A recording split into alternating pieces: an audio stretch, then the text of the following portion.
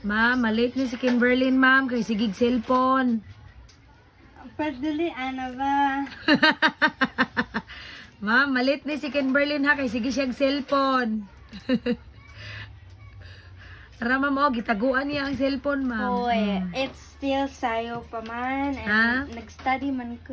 Ang sige study ba nga? I can hear it naman. Katong math.